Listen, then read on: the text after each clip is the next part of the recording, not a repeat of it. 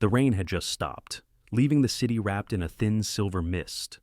Inside the corner office, the only sound was the soft hum of the heater and the steady rhythm of a clock that somehow felt louder than it should. Jonathan Miles stood by the window, his reflection half blurred against the glass, immaculate suit. Tired eyes. A man who'd built skyscrapers but never quite learned how to build a life. Have you ever spent years beside someone who steadied your world and only realized too late they were the one thing holding it together? For 4 years, Emma Carter had been the quiet heartbeat of his firm. Her laughter softened the edges of his silence. Her calm kept the chaos at bay. She knew the smell of his coffee, the way he liked his pens aligned, the pauses between his thoughts. And still, he never told her. Not once. Now, on a gray Thursday morning, an unopened invitation sat on his desk, heavy cream paper, gold lettering, Miles Foundation, annual benefit gala.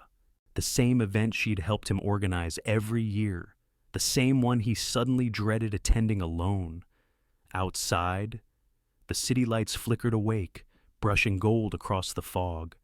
Jonathan exhaled, unaware that the night waiting ahead would unravel everything he thought he understood about control, love, and timing. And that's how it began. The story neither of them saw coming. The city woke slowly, wrapped in the hush that comes just before morning traffic begins to hum. In the top floor office of Miles and Carter Architecture, the only sound was the soft sweep of pencil on tracing paper. Jonathan Miles worked in silence, sleeves rolled, collar crisp. Light from the east windows stretched across his desk, touching the edges of blueprints that looked more like artwork than design. He paused, eyes fixed on a single unfinished line. From this height, Portland looked perfectly arranged, streets straight, bridges balanced, everything in its place. That's how he liked it. Control meant safety. Plans followed rules, and rules didn't break hearts. He set the pencil down, straightened a ruler that was already straight. Habit, not necessity. The world made sense when measured in inches and angles. People, on the other hand, were unpredictable. The door opened softly behind him. Morning, Jonathan, came a calm voice. Emma Carter. 4 years his assistant, his anchor, the quiet rhythm that kept his days from unraveling.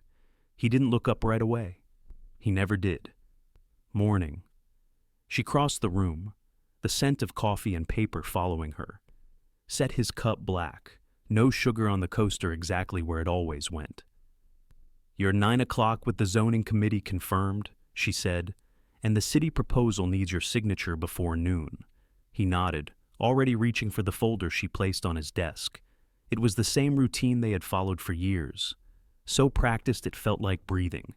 He signed without reading. She waited, patient as ever, until he returned the pen. When she left, the office felt colder. Jonathan had long convinced himself that quiet was a kind of strength. His father used to say, "You can't control the world, but you can control your voice." So, Jonathan learned early to keep his steady, no matter what cracked underneath. But Emma, she had a different way of being silent. Hers was not the absence of sound, but the presence of calm.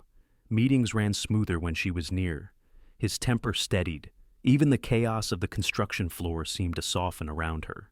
He sometimes wondered if she knew the effect she had, or if she, too, believed it was all just part of the job. Outside, the city thickened with morning noise, car horns, distant sirens, the metallic click of crosswalk lights. Jonathan's gaze drifted to the framed photo on his shelf. His late wife, Elise.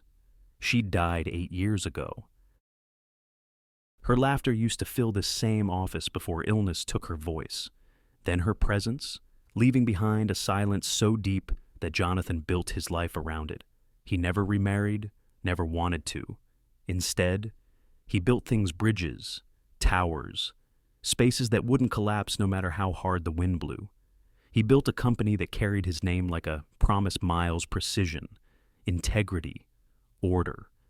And Emma helped him keep that promise. At 11:00 mark, his project manager and oldest friend, leaned against the office door with his usual half-smile. "You're still allergic to daylight socializing." "Huh." Jonathan looked up, puzzled. "What are you talking about?" Mark tossed an envelope onto his desk. "The gala. Your foundation's annual benefit. It's this weekend. You're the guest of honor, remember?" Jonathan exhaled sharply. Right. He had founded the Miles Foundation after Elise's death scholarships for young architects, funding for sustainable housing projects. Each year, they held a grand charity gala. It was good PR, good purpose, but he hated it. "I'll have Emma handle the logistics," he said. Mark chuckled. "You mean she'll go instead while you find a reason to hide in your office again?" Jonathan didn't reply. Mark's grin softened. "You can design a building that touches the sky, John, but you still haven't figured out how to stand in a room full of people." When he left, Jonathan looked at the unopened envelope, heavy cardstock, gold lettering. He slid it aside, unfinished drawings reclaiming the space. Emma returned with reports a moment later. She noticed the invitation, but said nothing. That was another thing about her. She never asked questions that might wound. As the afternoon light thinned, Jonathan watched her across the office. She was on the phone with a contractor, voice steady, tone patient. A strand of hair had slipped from her bun. She tucked it behind her ear with the same calm efficiency she used for everything else. For a fleeting second, he imagined what her laughter might sound like outside these walls at a cafe. Maybe. Or at one of those noisy street festivals she sometimes mentioned. The thought startled him. He looked away, pretending to study a model of the new waterfront complex. "Anything else before I go?" she asked, standing by the door. Coat folded neatly over her arm. "No." His answer came too quick, too firm. She hesitated, then smiled faintly. "Good night, Mr. Miles?" He nodded, eyes fixed on the model. When the door clicked shut, the quiet felt heavier, the kind that sinks into your bones. He tried to focus on the lines before him, but his mind wandered to the sound of her voice saying goodnight, to the warmth of the coffee she always remembered to bring, to the strange ache that came every time she left the room. He told himself it was nothing, just habit, familiarity mistaken for something else. Still, when he packed his briefcase that evening, his eyes fell once more on the unopened envelope. He ran his thumb along its edge. The gold letters caught the light. Miles Foundation Benefit Gala, Saturday 7 p.m., Portland Grand Hotel. He set it down again.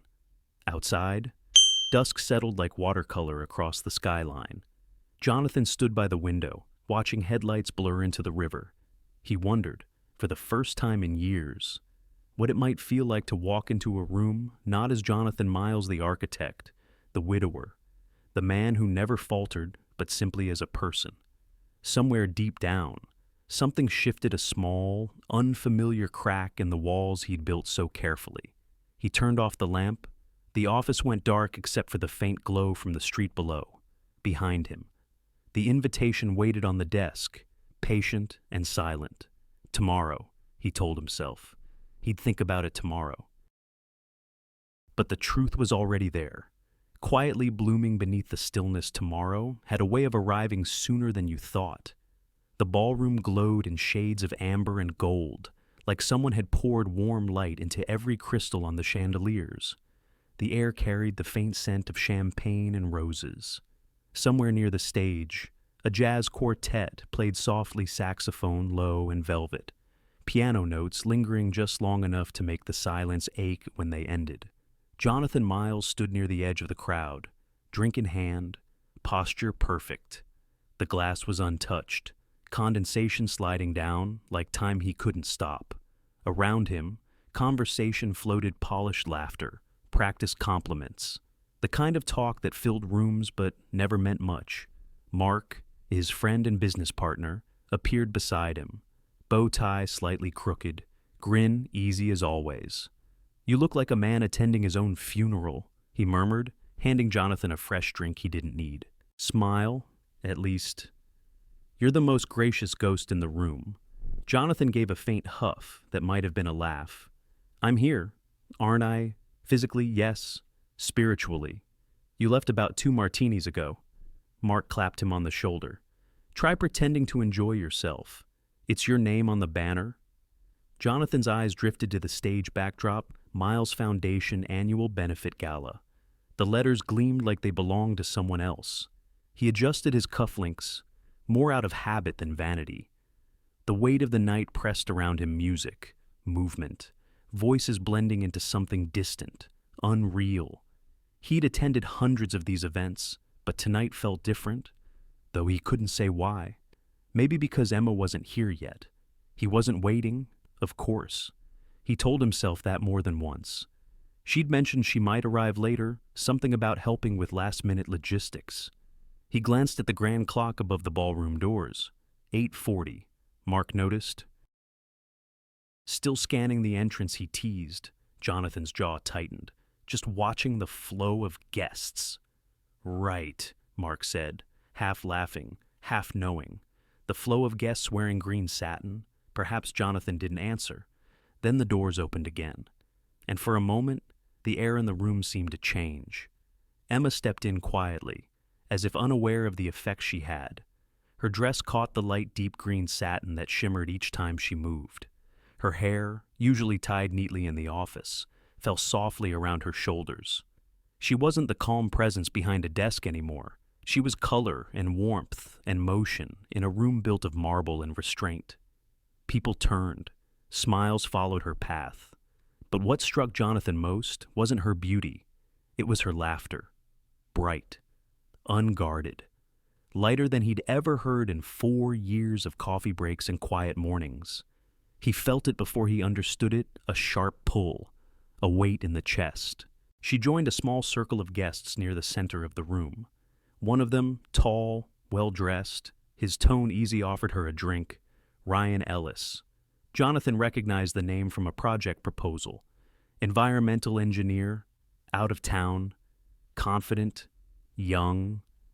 Ryan said something that made her laugh again, that same easy, unfiltered sound.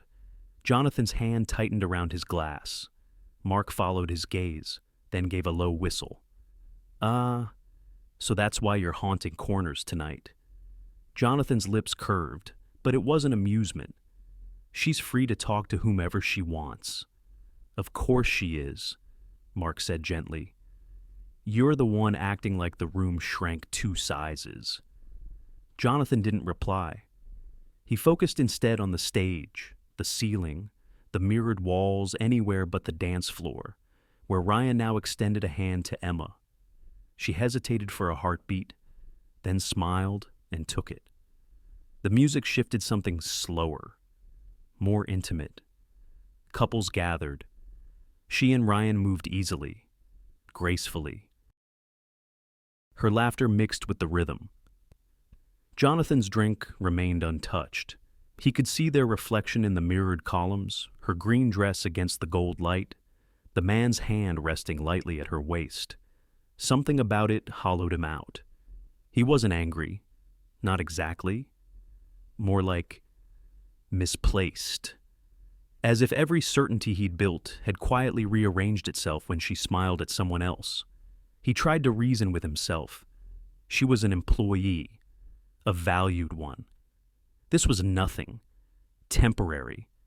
But emotion didn't follow blueprints. It slipped through cracks, ignored logic. He took a step toward the exit, but stopped halfway. From across the room, she turned. Their eyes met. Just for a second, it was enough. The noise of the gala seemed to fade, leaving only the hum of blood in his ears. Her smile faltered barely, but he saw it.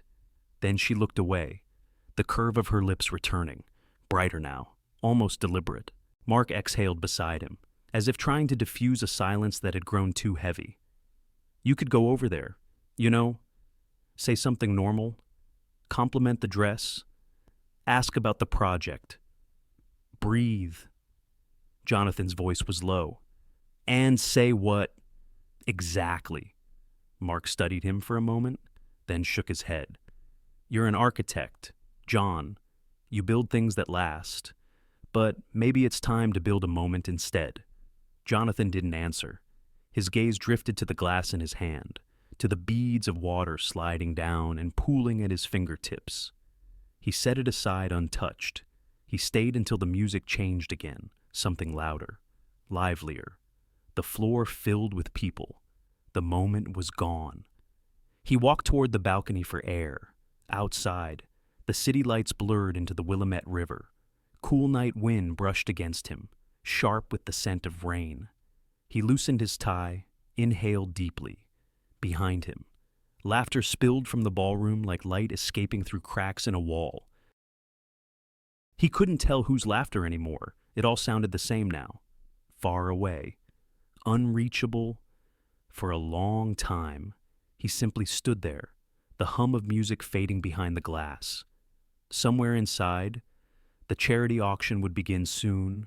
Speeches, applause, the usual rhythm of the night. But Jonathan stayed still. He thought about the first time Emma had joined the firm, her steady voice, her quiet confidence. He thought about the years of routine, the unspoken understanding between them, and he wondered, not for the first time, why the things that mattered most were always the hardest to say. He turned back toward the ballroom, toward the light. She was still there, dancing. He felt small, standing in a room that bore his name. The night stretched on, music and laughter weaving around him like threads he could no longer touch. When Emma's gaze brushed his again across the crowd, it was brief, almost accidental. She smiled, soft, polite, then turned back to Ryan. Jonathan's chest tightened, a dull ache beneath the surface. He adjusted his cufflinks again, though they didn't need fixing. Inside, the music swelled. Outside, the city kept breathing, and somewhere between them, something quiet broke. The rain had returned overnight. Thin streaks of gray light slid through the office blinds, casting quiet lines across Jonathan's desk. The hum of the heater filled the space between breaths. Monday mornings were supposed to be predictable coffee, emails, project updates, but nothing about this one felt ordinary. Emma's footsteps echoed softly down the hall before she appeared in the doorway, carrying a stack of folders. Her posture was calm, composed, professional. "Good morning, Mr. Miles," she said, her tone clear, polite, no smile. He nodded. "Morning." That was word one. She set the folders on his desk, explained a few scheduling changes, then moved on to updates from the zoning committee. 11 more words. He counted them without meaning to, the way he used to count heartbeats in silence. 12, then nothing. He watched her cross the office to her desk outside his glass wall. Her movements were efficient, precise like always, but the air between them had changed. Thinner, somehow. Jonathan tried to focus on work. The drawings in front of him blurred into meaningless shapes. Every few minutes, he'd glance toward her reflection in the glass, pretending it was casual. She didn't look up. He poured coffee.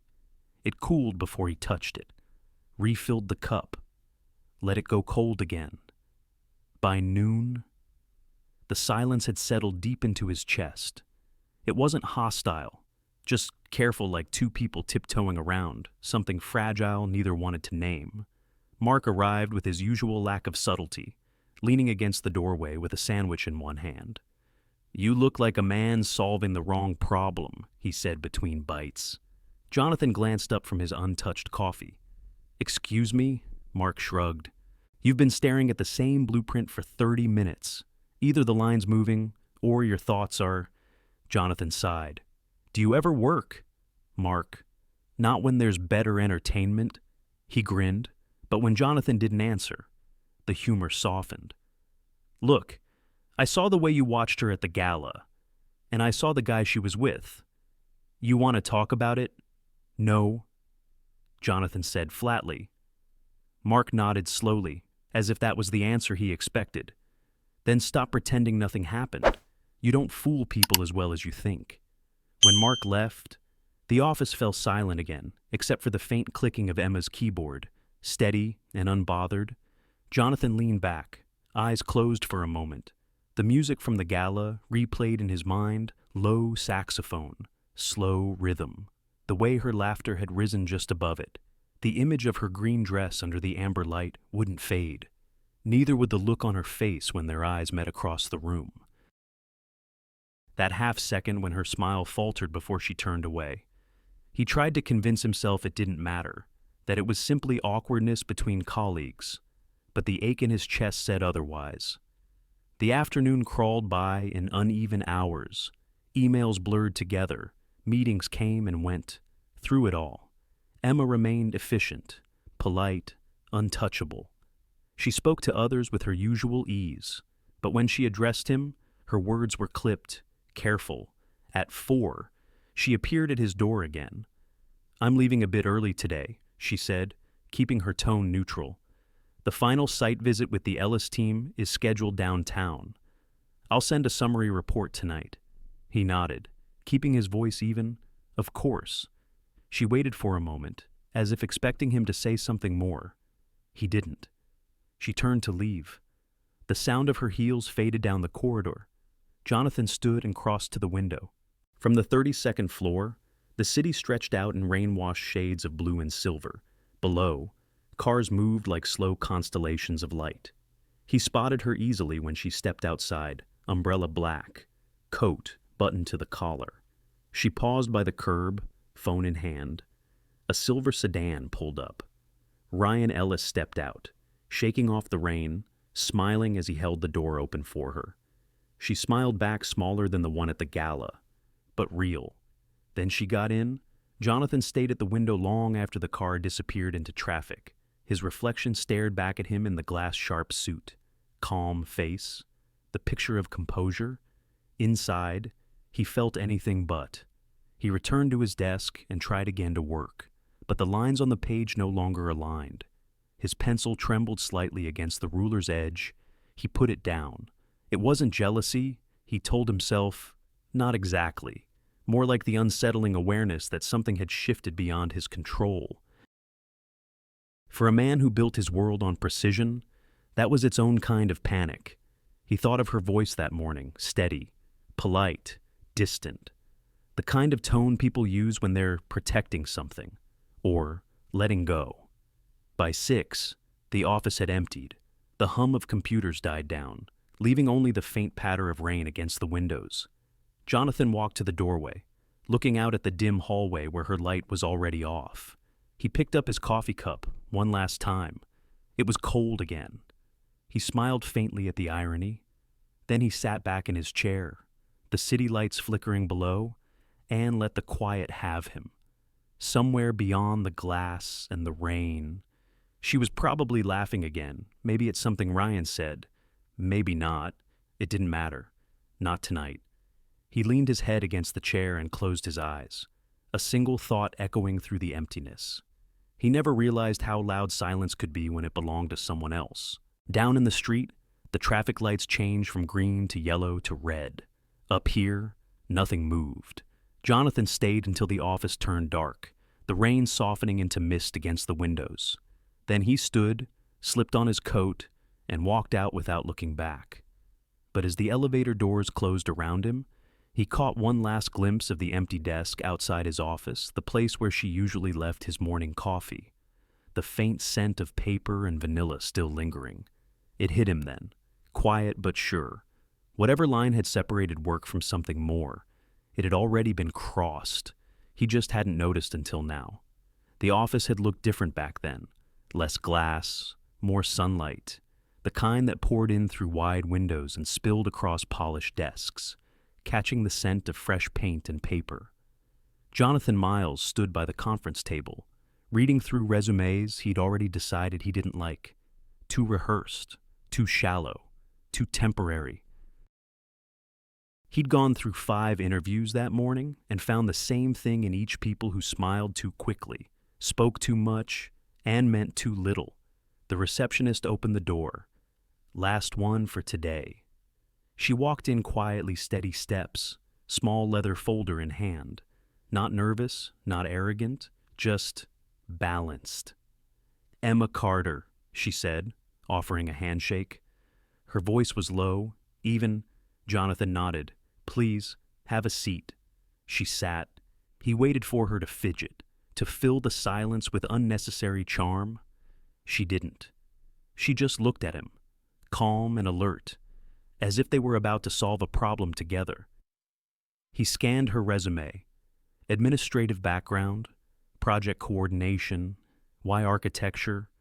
"I like order," she said, "but not the kind that traps people, the kind that lets things breathe." That made him look up. "You don't manage chaos." "I prevent it." The answer landed softly, but it stayed with him. He studied her for a moment, no theatrics, no rush to impress, just competence wrapped in quiet composure. She spoke about structure, communication, foresight, about listening before fixing. When the interview ended, she stood, shook his hand again, and smiled not broadly, just enough. "If you hire me, you won't need to hire again soon." He didn't smile back, but something in him shifted. "We'll be in touch," he said. He called her that afternoon. The first week she started, he realized she had meant every word. The office, once filled with small daily misfires, began to run like a well-designed system. Files labeled, meetings aligned, calls filtered. She never raised her voice, never rushed. She anticipated before being asked. When clients arrived early, she had coffee waiting. When schedules clashed, she quietly rearranged them before he noticed. Her presence steadied the air around him. One morning, she brought in a second cup of coffee. "They mixed your order, so I made a guess," she said, setting it down. "2 sugars, no cream." "You strike me as someone who doesn't like things diluted." He glanced up, almost amused. "You'd be right." She smiled small, content, like she'd passed a private test. Over the months, they developed a rhythm.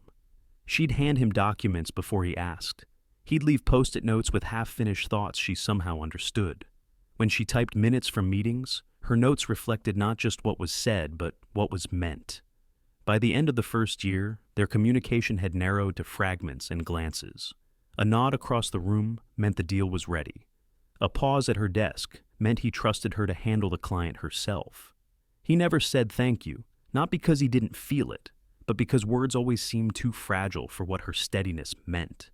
Sometimes, when she laughed with other staff, he'd find himself listening from behind his office door, pretending to review blueprints.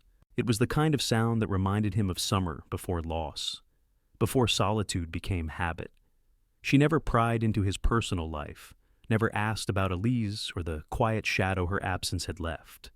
And he never told her. But once, on a late evening when most of the team had gone home, she found him standing in front of a model of a bridge he'd designed years ago, the one named after his late wife. "It's beautiful," she said softly, standing beside him. He nodded. "It's functional." "Sometimes that's the same thing," she replied. He didn't answer, but her words stayed with him long after she'd gone. There was something different about her stillness. It wasn't cold. It was the kind that comes from surviving storms. He saw it in her posture, the way she folded her hands when she listened, the way she didn't fill quiet moments with nervous chatter. One winter afternoon, when rain tapped against the windows, he caught her staring outside for longer than usual. "You okay?" he asked, surprised by his own question. She turned, startled. "Just thinking. I like the sound of rain. Most people don't. That's because they hear it as noise," she said, not rhythm. He said nothing, but something inside him loosened. For the first time in a long while, the office didn't feel like just a workspace. It felt lived in. They began to share small, human moments. She once brought him a piece of her mother's apple pie after lunch, said it was too good to eat alone. He took one bite, nodded. "You were right. About the pie. About not eating it alone." She smiled, eyes warm. He looked away quickly, pretending to read something. By the end of the second year, they'd built more than routine. They'd built trust. She never overstepped. He never demanded more than she could give. But between every carefully measured silence was something unspoken, a quiet understanding that neither dared to name. There were evenings when she'd stay late, light spilling across her desk, while he worked behind his glass door. Sometimes, she'd hum softly under her breath, a tune he couldn't place but somehow recognized. He'd pause his pen, listening, just for a second, then pretend he hadn't. In 4 years, he never once raised his voice to her. Never had to. She brought balance, and in return, he gave structure. Together, they made something orderly out of human imperfection. But beneath that harmony, loneliness threaded through both their lives like invisible ink, visible only when light hit just right. He saw it in the way she looked at her phone before leaving, as if waiting for a call that never came. She saw it in the way he lingered in the office long after everyone else was gone. They never talked about it. Some truths didn't need words. One spring afternoon, sunlight poured across her desk, turning her papers into gold. She looked up, caught him watching. "Do you need something, Mr.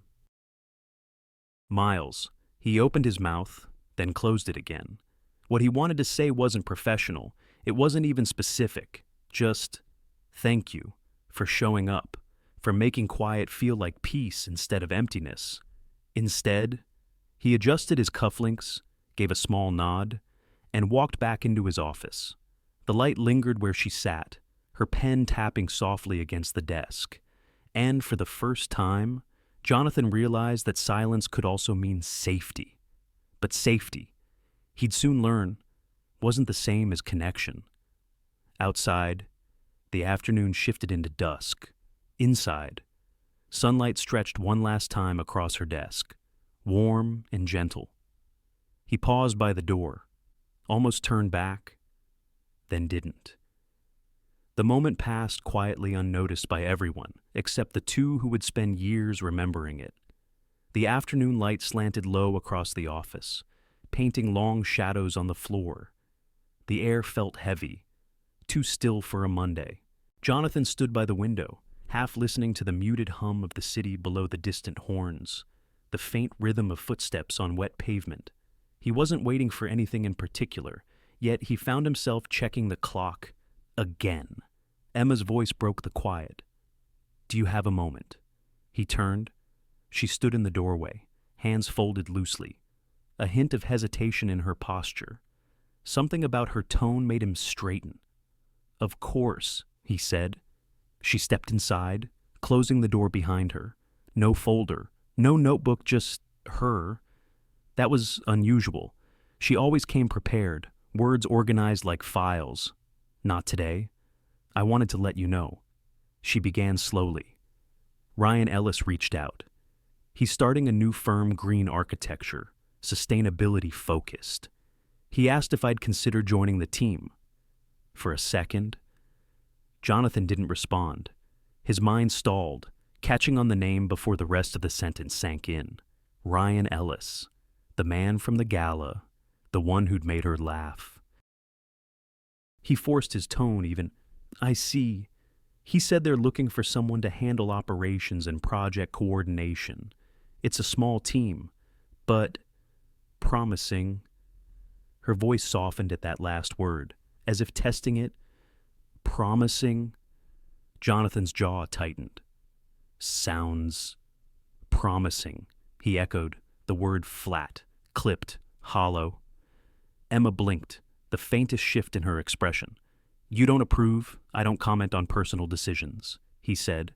She studied him, eyes steady. "It's not personal, it's professional."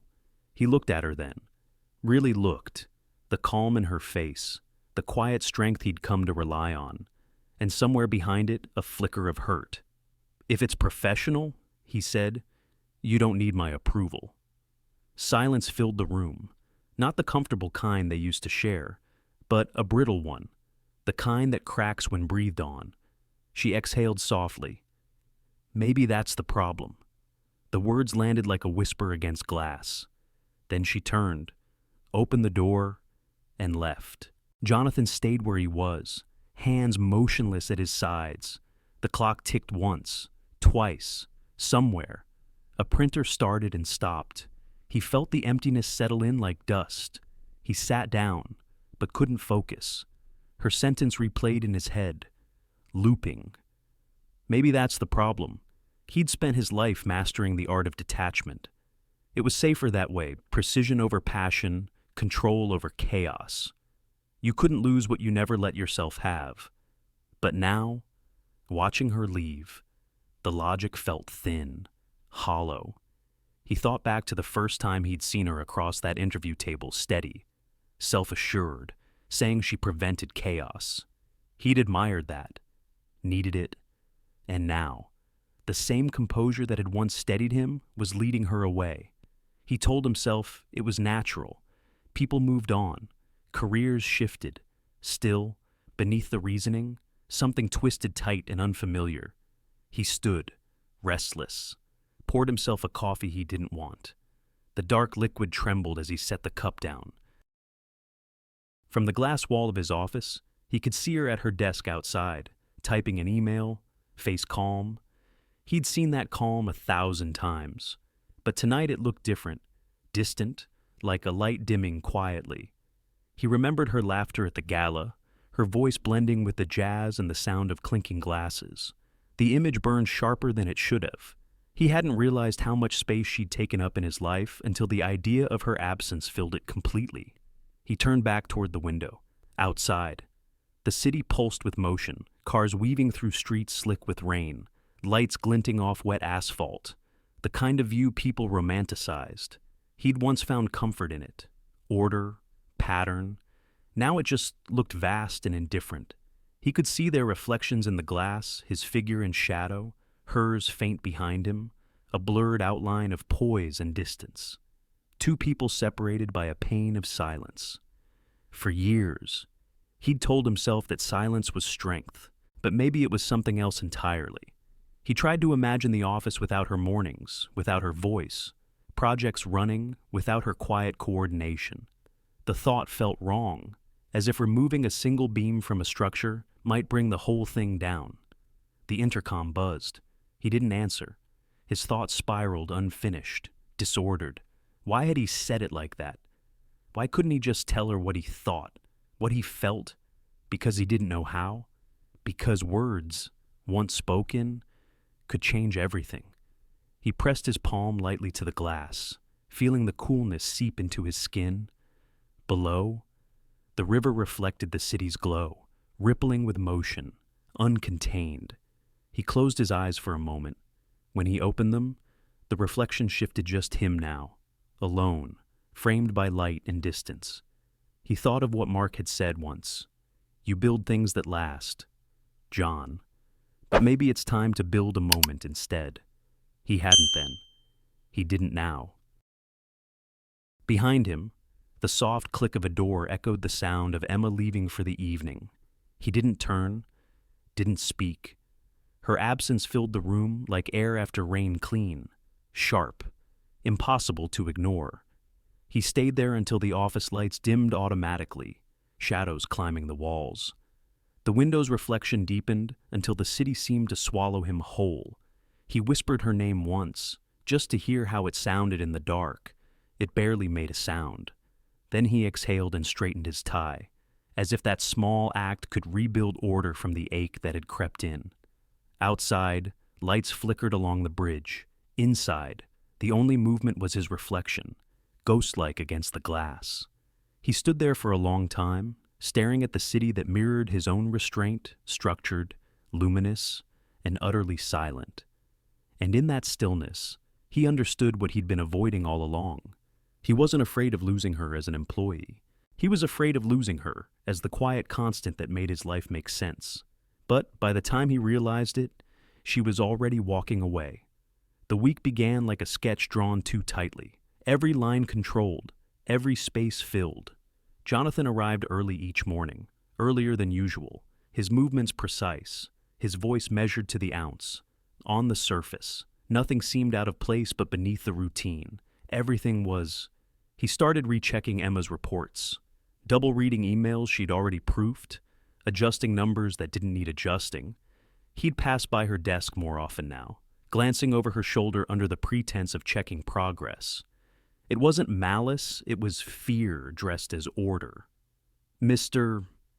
Miles," she said one afternoon, not looking up from her screen, "you've reviewed that same spreadsheet 3 times. He paused, pen tapping lightly against his palm, just making sure it's accurate. "It always is." Her tone wasn't sharp, but it carried weight. A quiet reminder of trust that once existed now, slipping. He nodded, pretending not to hear the hurt behind her calm. By midweek, the air between them felt crowded. Words hovered, but never landed. The rhythm they had once shared, simple, seamless, was now jagged, uneven. When Friday came, the tension broke. It happened over something small, a budget report, a misplaced decimal. He corrected it, slid the file back across her desk. "You missed this," he said. Her fingers froze on the keyboard. She looked up, steady. "That number's right. The client changed it yesterday. I sent you the update." He frowned. "I didn't see it. I know," she said softly. "You didn't look." The room went still. Even the hum of the lights seemed to quiet. Jonathan felt the old instinct rise to defend, to tighten control, to keep everything from slipping. "I'm simply ensuring we maintain standards." She pushed her chair back slowly. Stood. "You don't trust me anymore, do you?" He opened his mouth, but the words tangled. "I trust what I can measure." For a heartbeat, neither moved. Then she smiled, but it wasn't the kind that reached her eyes. "That's exactly what I thought." She gathered the folder, her movements calm, deliberate. "You used to trust me with things you couldn't measure." He said nothing. Couldn't. Maybe that was the real work, she murmured, mostly to herself. Then she walked past him, footsteps soft but certain. The door closed behind her with a sound smaller than it felt. Jonathan stood there, the echo of her words trailing like dust in the light. He sat down heavily, the chair creaking under his stillness. For the rest of the afternoon, he worked in silence, mechanical and numb, every task completed perfectly, every number exact, yet everything felt off like a building standing straight but hollowed inside. When evening came, he stayed long after the others had gone. The office lights dimmed automatically, one row at a time, until only the glow of his desk lamp remained. Papers lay scattered, untouched. His reflection stretched across the window, half shadow, half light. Outside, rain began to fall, gentle at first, then harder, the sound filling the emptiness. He pressed a hand against the cold glass, feeling the faint vibration of it under his skin. He thought of her question. "You don't trust me anymore, do you?" In his own reply, "I trust what I can measure." It had sounded reasonable at the time, professional, safe. Now, it just sounded small. He imagined her at home, maybe reading, maybe talking to someone else, maybe to Ryan. The thought brought a sharp ache he didn't expect. He turned back to his desk, stared at the scattered blueprints, clean lines, solid forms, everything obedient to logic. But feelings those were different. They didn't follow geometry. They didn't care about balance. He whispered to the empty room, "Maybe feelings can't be drafted like blueprints." The words hung there, fragile, almost lost under the steady drumming of the rain. He loosened his tie, leaned back in his chair.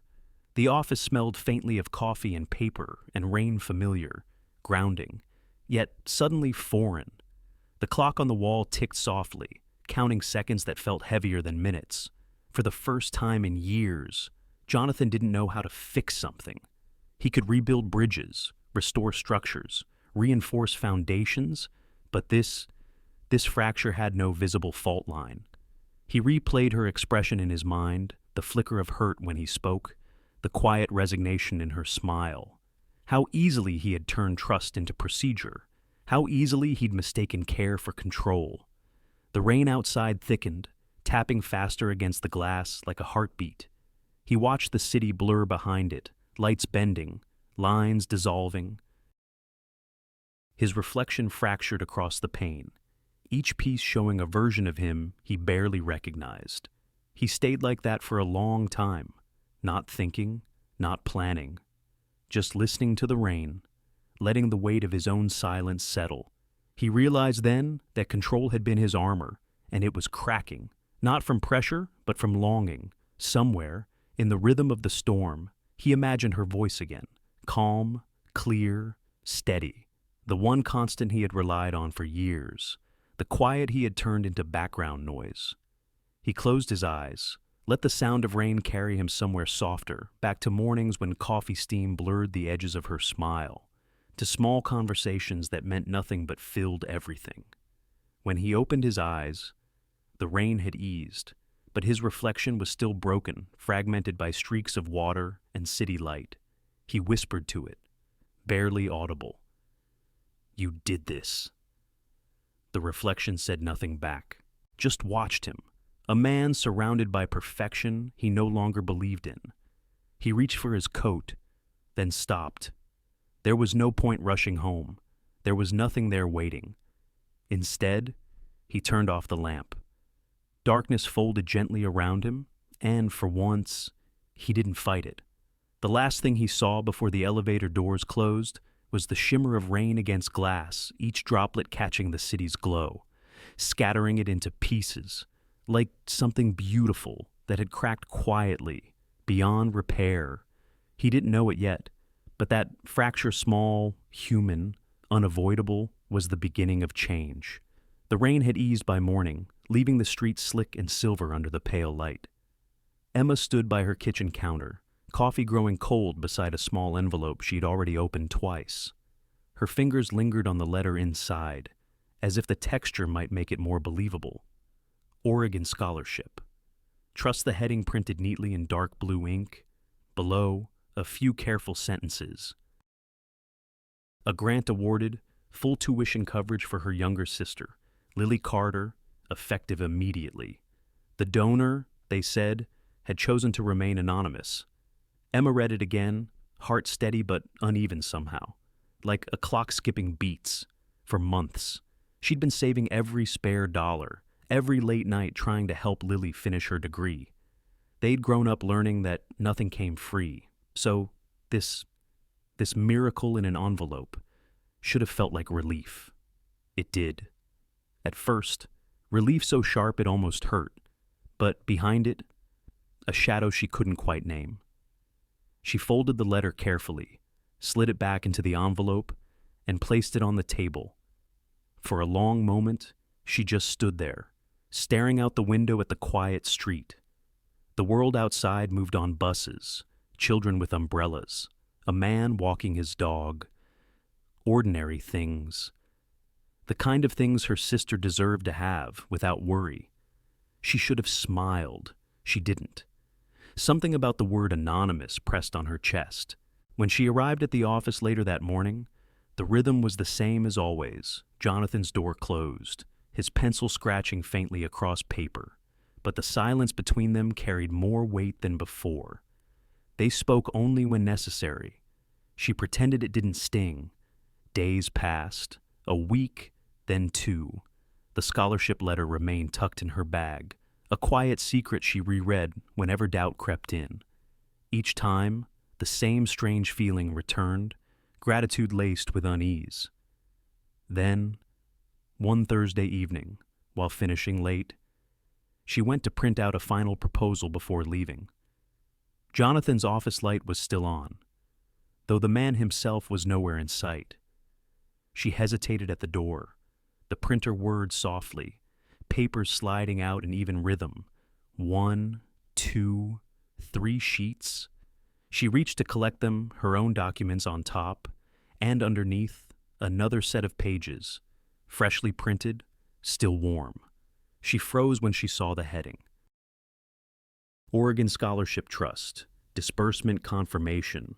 Her name wasn't there, but Lily's was. Emma's throat tightened. She flipped through the page's signature lines, transfer approvals, correspondence notes. Then, at the bottom corner of the final page, she saw it, Jonathan's signature. The pen stroke she'd seen 100 times before. Clean, deliberate, unmistakable. For a moment, the room tilted. She sank slowly into the chair near his desk, the papers trembling slightly in her hands. She read every line, twice, the dates, the transaction, the authorization under Miles Foundation private endowment. Her breath came shallow. He had done it, quietly, without a word, for weeks. She'd been thanking a stranger in her prayers. Now she realized the stranger wasn't a stranger at all. At first, gratitude washed through her pure, sudden, almost overwhelming. He had helped her sister. He had given her something she couldn't. He had cared enough to act. But then came the other feeling, the one she couldn't stop once it started. He hadn't told her. He hadn't asked. He had decided for her. Her chest ached with something too tangled to name gratitude colliding with anger, warmth curdling into confusion. It was kindness. Yes. But it was also control. He had crossed a line she hadn't known was there until now. Her fingers tightened around the papers. Her heartbeat filled the quiet room. She thought of the way he'd watched her lately, distant, careful, unreadable. She thought of his words, "I trust what I can measure." Maybe this was what he meant. Maybe even generosity had to fit inside his blueprints. The printer clicked once more, startling her. A new page slid out his current project notes. The world resumed its order, oblivious to what had just unraveled.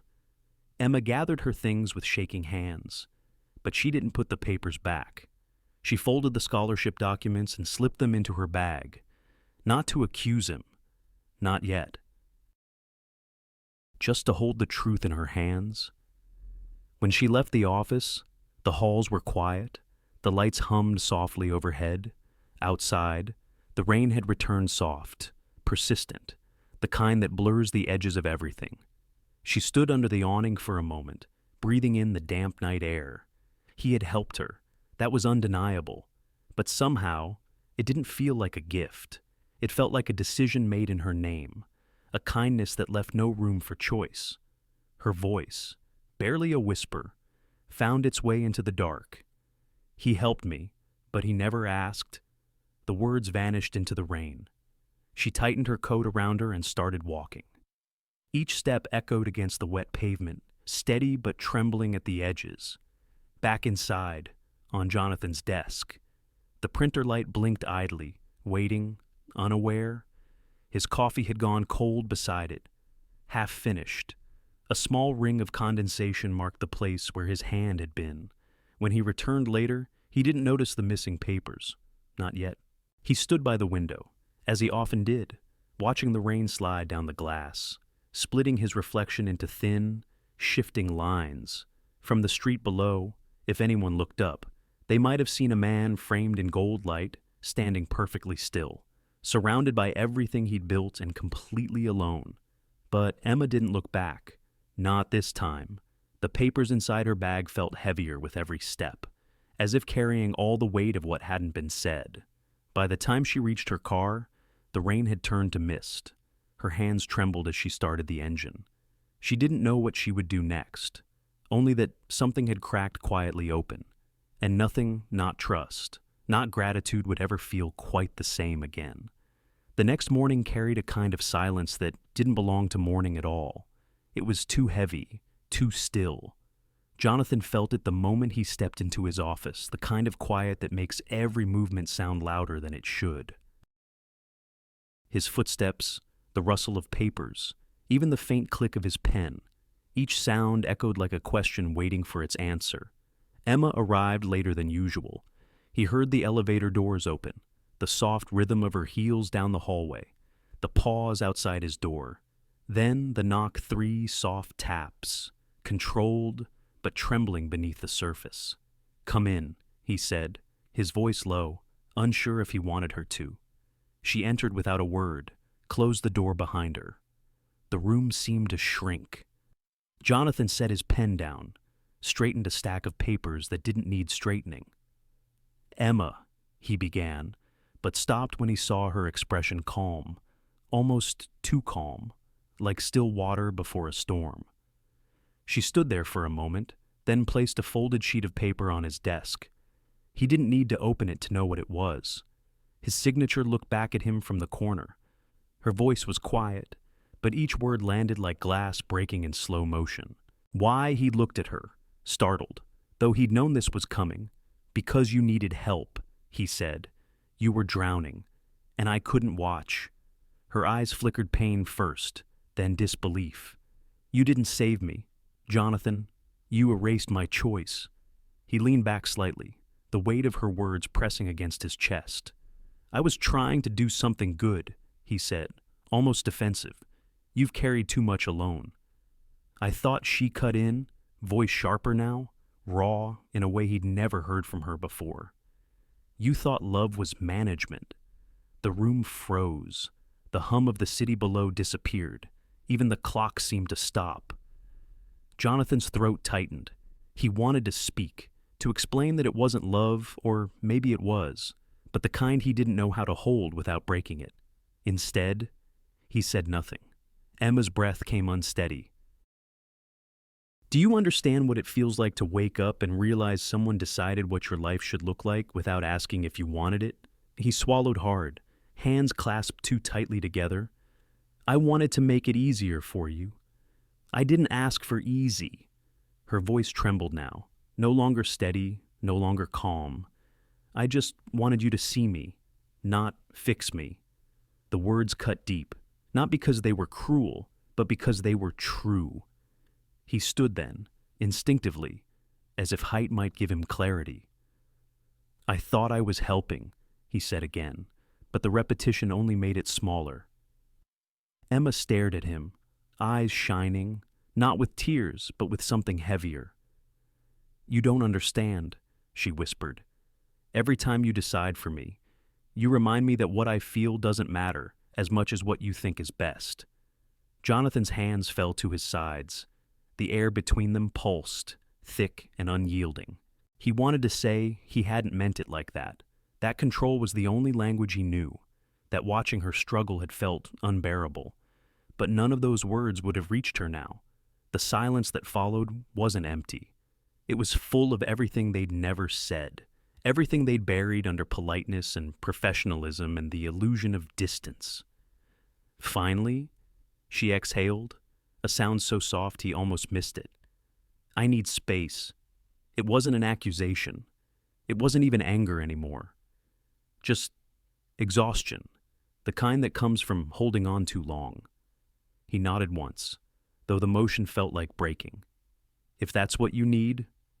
She reached for the papers on the desk, folded them neatly, and tucked them back into her bag. Her hands were steady now, though he could see the tension in her shoulders. At the door, she hesitated. For a brief moment, it looked like she might say something else, something that could soften the sharpness in the air, but she didn't.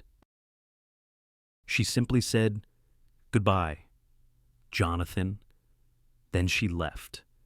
The door clicked shut, soft but final. He stood there, staring at the space she'd just occupied, the faint echo of her voice still lingering like the aftertaste of something bittersweet. His chest felt tight, as if the air itself had turned too thin. He moved toward the window, his reflection ghosted against the city skyline. Outside, clouds gathered low, the first drops of rain tracing uneven paths down the glass. He pressed his hand to the cold surface, his palm aligning with his reflections. The rain distorted his image, breaking it into ripples. Love was management. The phrase repeated in his mind, quiet but relentless. He'd spent years mastering control over work, over people, over pain. But love didn't belong on a blueprint. It didn't wait for approval. It didn't fit neatly into the lines he drew to keep life predictable. He thought of her voice, the warmth of it when she laughed, the steadiness when she spoke to clients, the rare softness when she'd say his name. He thought of how easily he had turned that warmth into something to regulate. He closed his eyes. The office smelled faintly of rain and paper and regret. For the first time in a long time, he didn't move to fix anything. He didn't make a plan, didn't reach for control.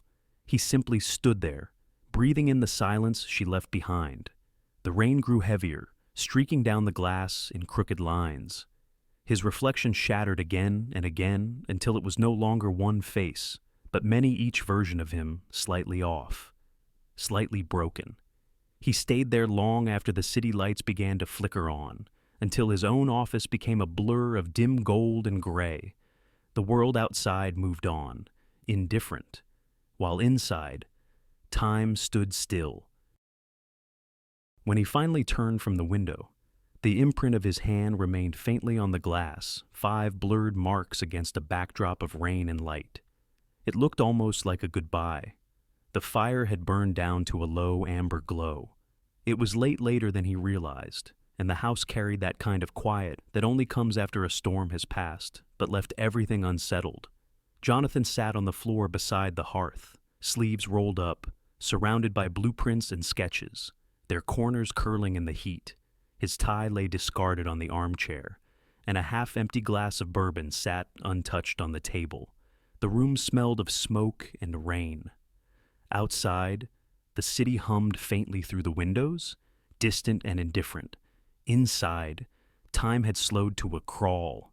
He leaned forward, stirring the dying fire with a poker, watching the embers scatter like fragments of something once bright. Then he let the poker drop and rubbed his eyes, the weight of exhaustion pressing into his bones. For the first time in years, he didn't feel like an architect. He felt like a man who had spent his life building walls so tall even his own heart couldn't find its way out. His gaze drifted to the coffee table, where a sketchbook lay open. The page showed the rough outline of a bridge unfinished, one side reaching for the other, but never quite meeting. He couldn't remember when he'd drawn it, maybe years ago, maybe last night. He turned the page, another drawing, a house by the coast, sunlight streaming through its windows, a woman standing in the doorway, Clara, his late wife. The name arrived like a whisper from another lifetime. He hadn't spoken it aloud in years. Jonathan closed the sketchbook, but the image stayed, her laughter, her voice echoing in the hallways of a home that had since gone quiet. The way she'd looked at him across dinner tables, eyes asking questions he never answered. He could still hear her the night she left. "You don't talk to me, Jonathan. You report, you edit, you manage." At the time, he told himself it wasn't true. That silence was safety. That precision was care. But in this room, lit by the last breath of the fire, he knew she'd been right. He'd done the same thing again, different woman, same mistake. He stared into the flames, the light flickering across his face. "I built walls," he said softly, the words strange and heavy on his tongue, and called them safety. The fire cracked in answer. He reached for another blueprint. It was one of the newer ones, a design for a community bridge along the Willamette River. Clean lines, perfect balance, the kind of structure he'd always admired. Measurable, predictable, everything love wasn't. He traced a finger along the paper, over the arch, the supports, the tension lines. Bridges are meant to connect, he thought, but somehow, all he'd ever built were barriers. He leaned back against the couch, his head tilting toward the ceiling. The plaster had faint cracks running through it, fine, spider-like, imperfect, but still holding. He closed his eyes. The past flickered behind them, Clara's voice overlapping with Emma's. "You thought love was management? You don't talk. Jonathan, different years, same verdict." The fire dimmed again, a faint hiss rising as another log collapsed inward. He reached for the bourbon, took a small sip. The warmth spread, slow and quiet, but did nothing to ease the hollow in his chest. He stood, restless, and crossed the room. The bookshelf stood by the far wall, filled with old project binders and journals. He ran his fingers along the spines until he found one black leather, worn at the corners. His first sketchbook. The one he used when he still believed design was something alive, not a series of measurements. He opened it carefully. The pages smelled faintly of graphite and time. There were bridges, buildings, street corners, and in between them, words. Short notes he'd written in margins, Hold space for light. Remember people, not projects. She likes the sound of rain. He smiled faintly at that last one. It had been about Clara once, but it could have been Emma too. He sat down at his desk, the fire now just embers behind him. The city lights shimmered faintly through the window, casting lines of gold across his papers. The air was cool, but his mind finally was clear. For the first time in years, he felt something simple. Not control, not certainty, just the quiet ache of understanding. He pulled a sheet of stationery from the drawer, smooth ivory, the kind he reserved for contracts or invitations. But this wasn't for business. This was for her. He clicked his pen, hesitated, then began to write. At first, the words came slow, uncertain, then steadier. He didn't plan or outline. He just wrote. He wrote about her first day the way she'd said, "I don't manage chaos. I prevent it." He wrote about how her calm steadied him in ways he didn't know he needed, how her laugh had become the only sound that made the office feel human. He wrote about the scholarship, and how he'd meant it as care, but now saw it for what it was, an attempt to control what he didn't understand. He wrote about fear, about how silence had been his only defense for too long. And finally, he wrote what he had never said aloud.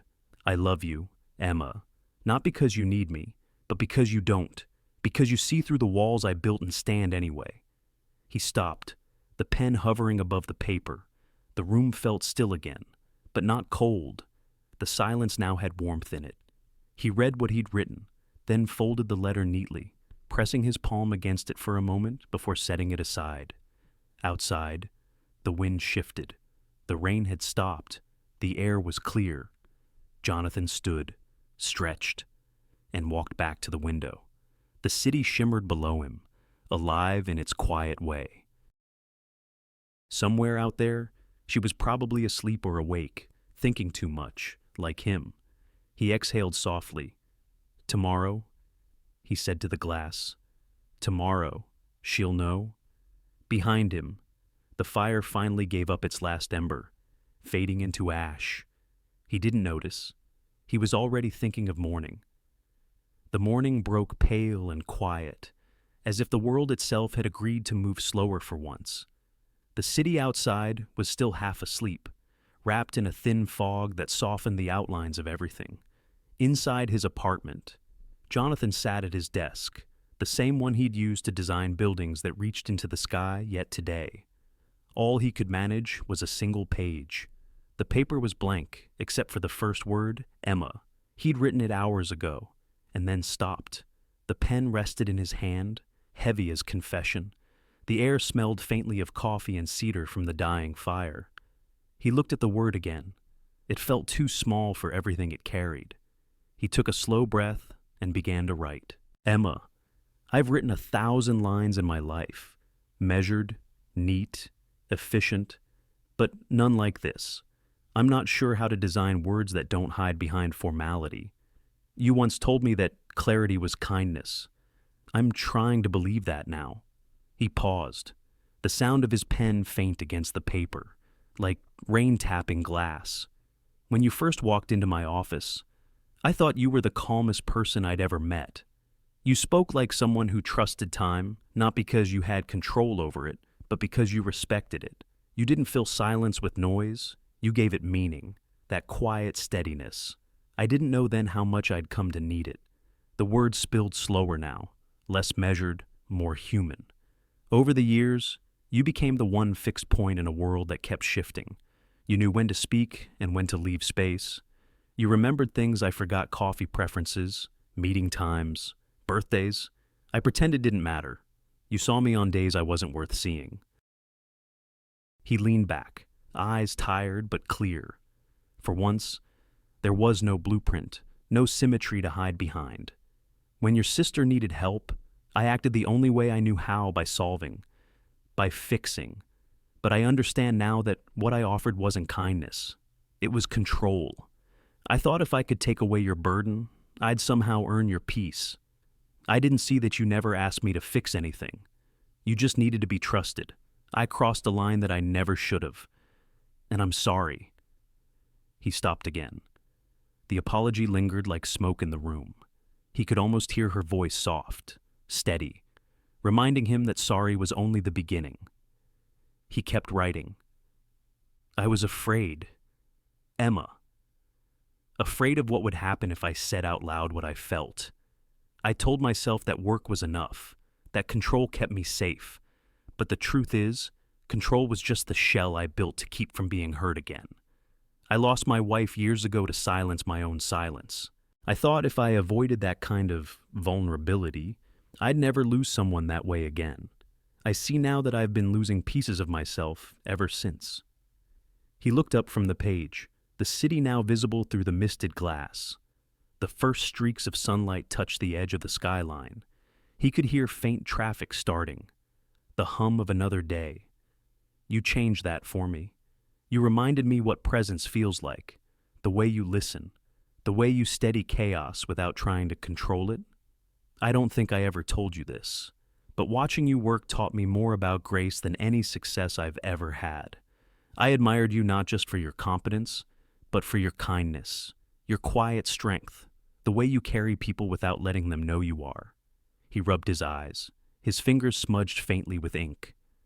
I know I've made it hard for you to stay, maybe too hard, but I needed you to know the truth before you decide to walk away. Everything I've built feels empty without the sound of your footsteps in the hall, not because I need an assistant, but because I miss the woman who reminded me how to be human. The next words came slower, each one deliberate, unhidden. I love you. Emma. I just didn't know how to say it out loud. He stopped there. No signature. Just the weight of those words. Enough, honest, bare. He folded the letter carefully, slid it into an envelope, and sealed it with the quiet reverence of someone handling something sacred. Then he placed it on his desk, staring at it for a long moment before slipping it into his coat pocket. The city had fully woken by the time he arrived at the office. The lobby smelled faintly of polished wood and early coffee.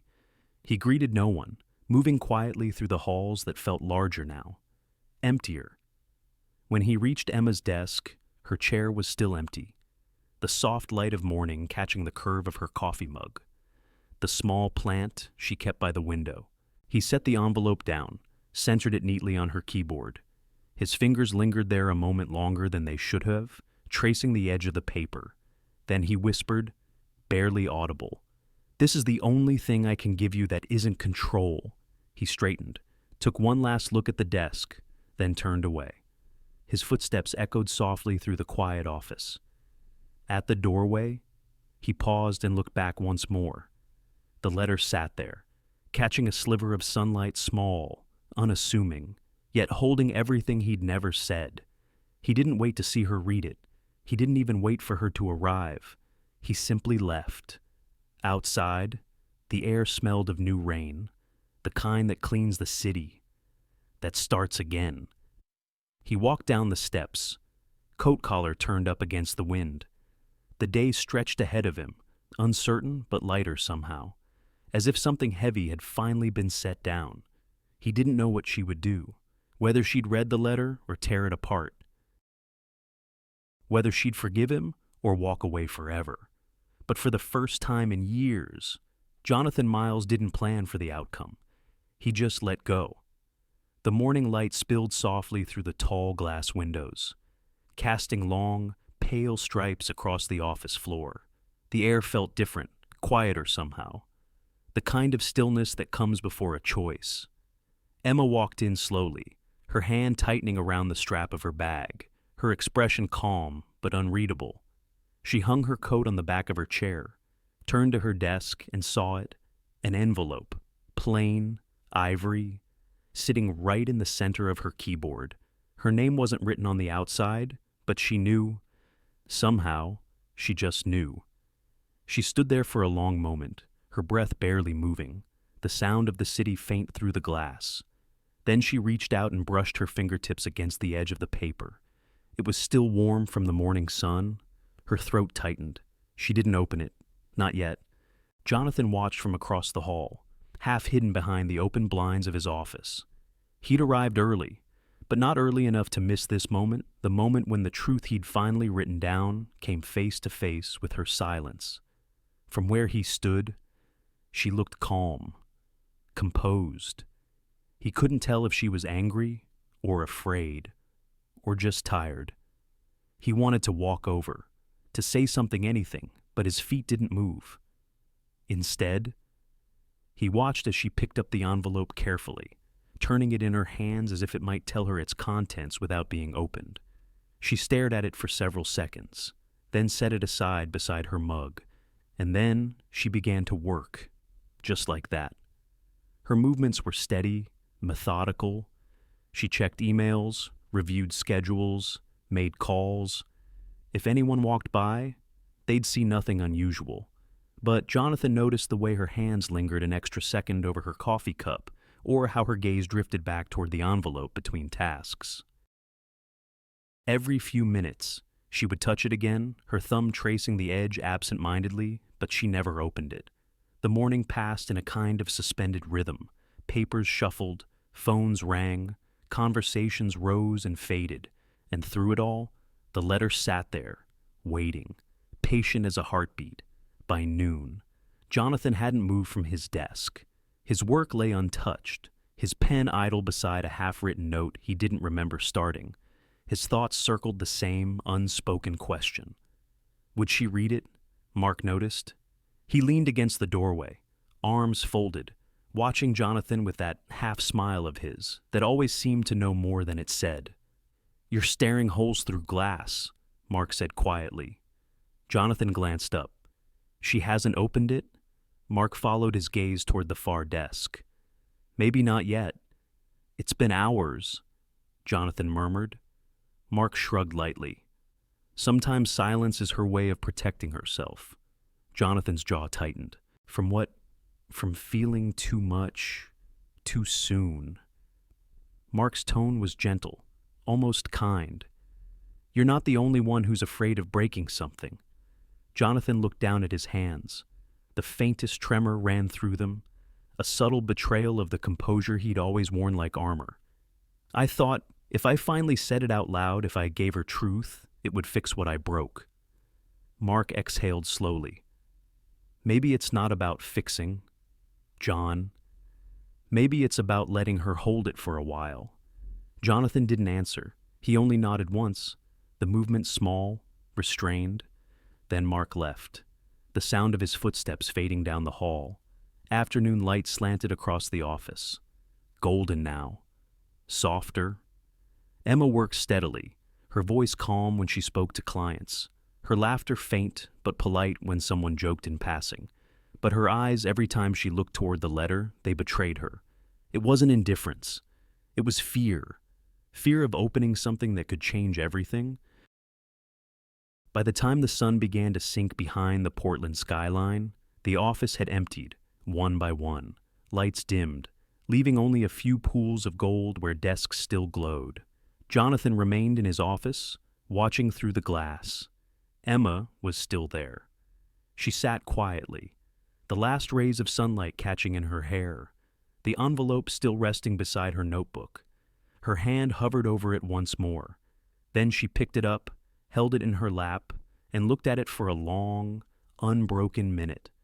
The air felt fragile. Jonathan leaned forward slightly, not meaning to, but unable to look away. She closed her eyes, took a breath, then slipped the letter into her bag, unopened. He felt the breath leave him, as though something inside had deflated, not from rejection, but from the simple ache of waiting that had no end. Emma stood, gathering her things, her motions deliberate but not rushed. She switched off her desk lamp, leaving the soft amber glow of the city to light her way.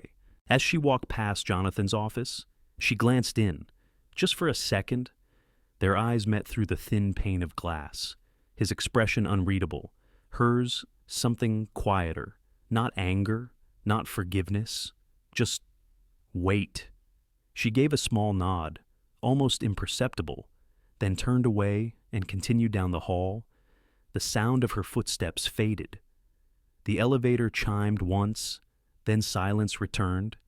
Jonathan remained at his desk, unmoving, the reflection of his own empty office looking back at him through the window. He looked down at the spot where she had been, where the letter had sat all day untouched. Then he whispered to himself, maybe this is what patience looks like. Outside, the city lights flickered awake. The world kept turning. And somewhere, in the quiet hum of evening, a woman walked home with an unopened envelope in her hand, its weight light as paper, heavy as truth. The rain had stopped days ago, but its scent still lingered, a faint trace of wet pavement and cedar that drifted through the morning air. The world outside seemed washed clean, though inside the Miles Architecture office, the quiet carried its own kind of residue. Emma arrived early, as she always did. Her steps were measured, her voice calm when she greeted the receptionist. There was no hesitation, no visible tension, yet every motion placing her bag down, setting her coffee near the monitor, adjusting her notes felt deliberate, as if balance itself depended on not disturbing the fragile calm between her and him. Jonathan was already in his office. He looked up when she passed by, offered a small nod. She returned it, polite, professional. That was how it began again. Not the way things once were, but something quieter, more careful. The distance remained. Not the sharp kind that cuts, but the soft kind that protects. They worked together as they always had, emails exchanged, plans reviewed, meetings conducted, the rhythm returned, but without the easy shorthand that used to fill the air. Where there had once been unspoken understanding, there was now thought, intention, space. Jonathan found himself watching her differently, not out of longing this time, but out of awareness. He noticed how she listened during meetings, head slightly tilted, pen resting loosely between her fingers. How she still calmed tense clients with a tone both steady and kind. How she still carried grace even in silence. But she no longer lingered by his door. No small talk, no gentle laughter between tasks. He missed it, but he didn't reach for it. For the first time in years, he didn't try to control what was broken. He simply let it breathe. Mark noticed too. "You two," he said one afternoon, half smiling as he leaned against Jonathan's doorway. "You're talking like diplomats now." Jonathan didn't look up from his work. Maybe that's what peace sounds like. Mark tilted his head, or surrender. Jonathan's pen paused mid-line. Maybe both. Mark said nothing more, just gave a knowing nod and left him to the quiet. The days passed that way slow, even like a wound learning not to ache. Sometimes, when Emma spoke to him, her eyes softened for a moment, as if she remembered something that used to exist between them. But then she'd look away, and the moment would fade before it could turn into something fragile again. He respected that. He'd learned, at last, that respect and love were sometimes the same thing.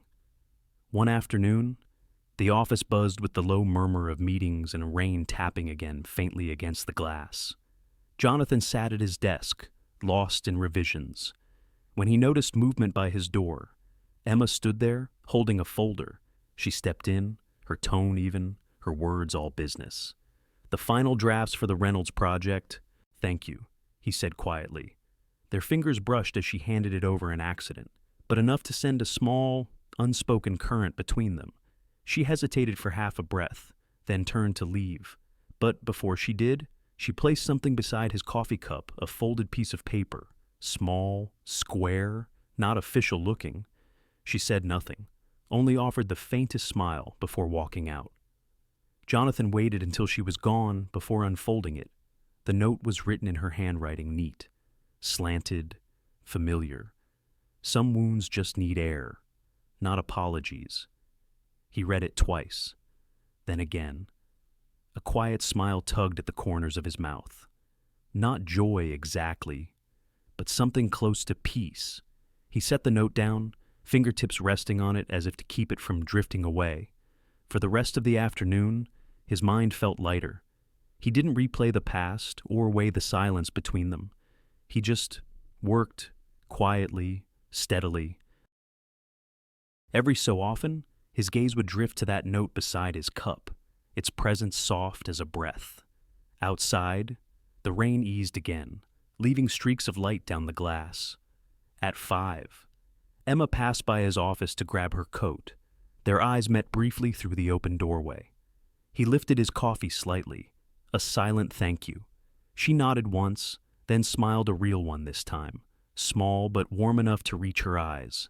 And for the first time in months, something in the air shifted, not the return of what once was, but the beginning of what might be. After she left, Jonathan stayed a while longer. He cleaned his desk, stacked papers, shut down his computer, but he didn't move the note. When he finally stood, he slipped it into his pocket, not as a keepsake, but as a reminder to leave things open, to let air and time do what precision never could. The office lights dimmed behind him as he walked out. In the hallway, the faint hum of the city rose to meet him, traffic in the distance, footsteps echoing against marble floors. For once, he didn't think about what tomorrow might bring. He didn't measure it, didn't plan it. He simply let the quiet carry him forward. Outside, the evening sky was clearing. The last of the clouds thinned above the skyline, letting streaks of pale gold filter through. The streets glistened faintly, washed clean. Jonathan paused before stepping into the night, looking up just long enough to feel the damp air on his face. It smelled like renewal, like something learning how to begin again. He didn't know if Emma had ever opened his letter. Maybe she never would, but her note, 8 simple words, was answer enough. He smiled softly to himself, the kind of smile that doesn't need to be seen. A tiny beginning, he thought, and for the first time, that was enough. The storm didn't come with thunder this time. It came with whispers. By mid-morning, the Miles Architecture office buzzed with something sharp, electric emails flying faster, voices lowered behind closed doors. Emma felt it before she knew the reason, a subtle shift in the air, like pressure before rain. Then Mark appeared by her desk, tone quiet but urgent. "You should hear this from me," he said. "There's been a discrepancy in the quarterly report. Some of the numbers in the expense sheets don't line up. The board's calling an emergency meeting." Emma blinked. "Whose report?" He hesitated. "Yours." The words landed heavy but steady. She didn't speak for a few seconds. Then calmly. Almost too calmly. "Then I'll bring the files." When she entered the boardroom that afternoon, the air felt cold and bright. The long glass table gleamed under recessed lights. Around it, the board members sat in their pressed suits and practiced patience. Jonathan stood near the window, shoulders squared, his reflection ghosted in the glass. He turned as she entered, and for a moment, the noise in the room dropped away. There was something unreadable in his expression. Not doubt, not yet.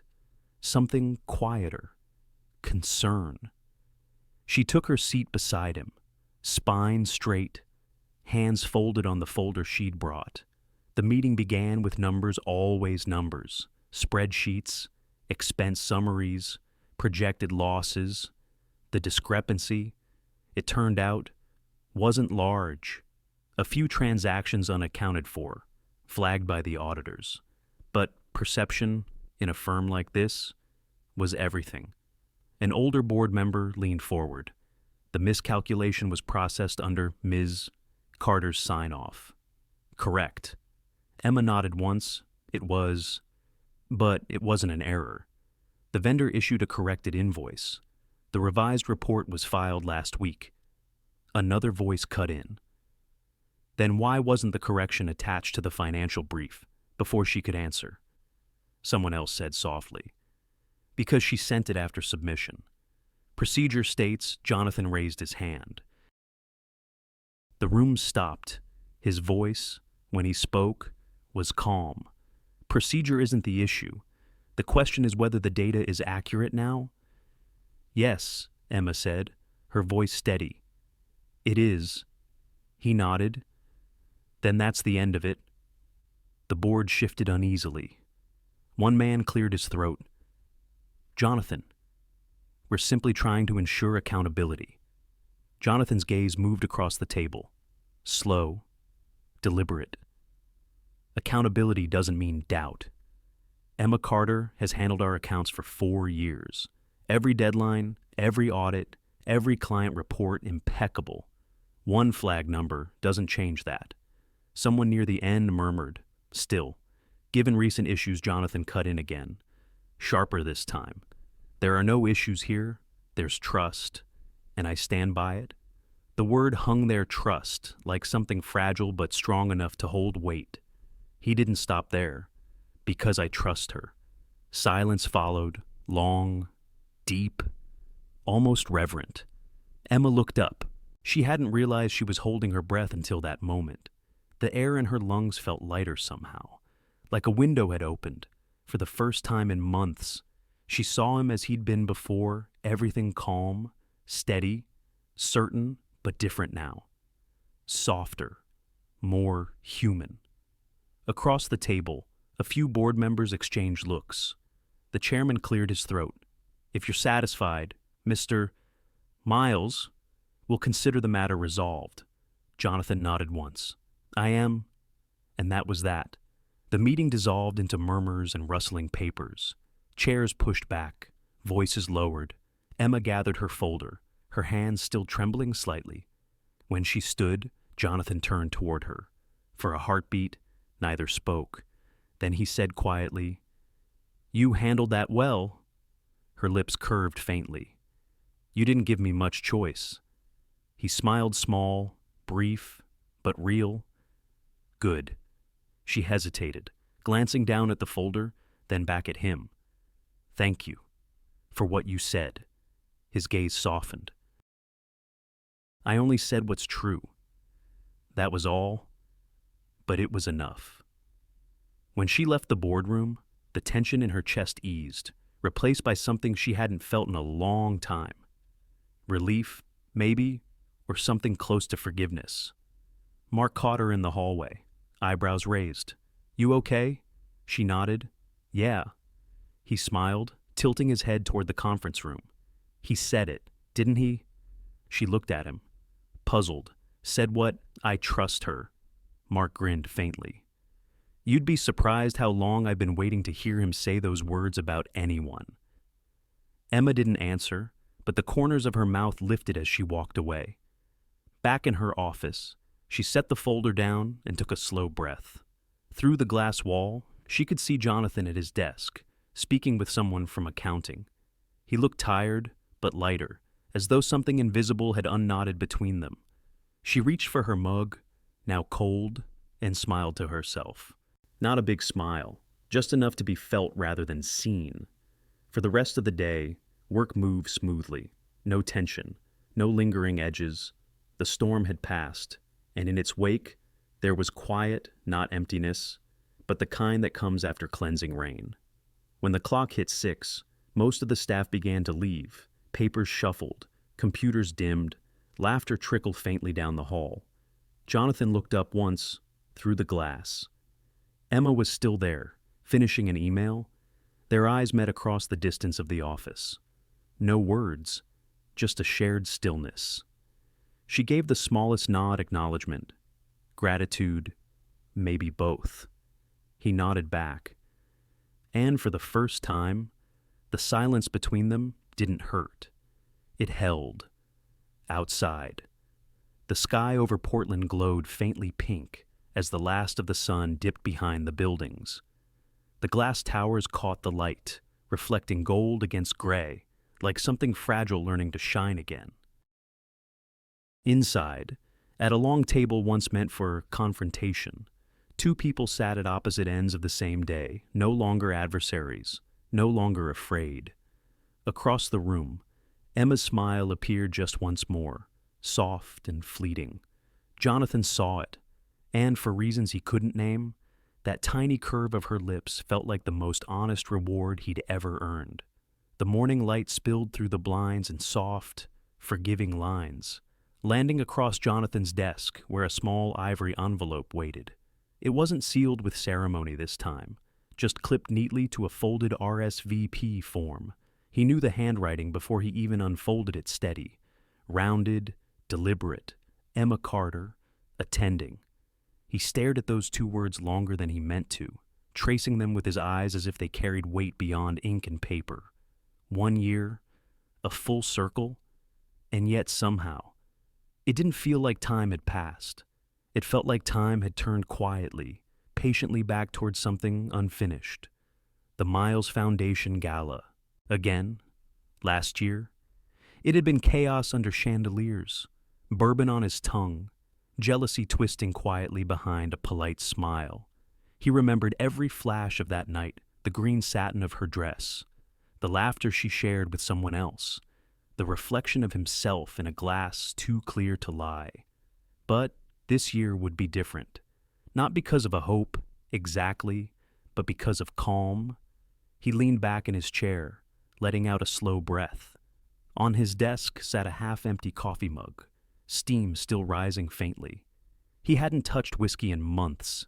These days, the burn he allowed himself came only from caffeine and the occasional truth. Mark appeared at his office door, leaning casually against the frame with a grin that didn't need an invitation. "You got the list?" he asked.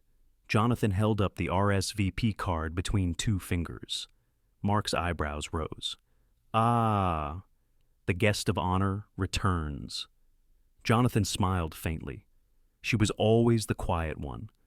Quiet, Mark said, but never absent. "There's a difference."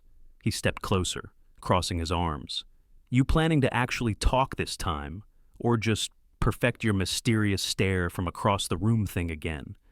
Jonathan chuckled under his breath. "That depends. On what? On courage." Mark's grin softened. "Second chances are rarer than blue moons.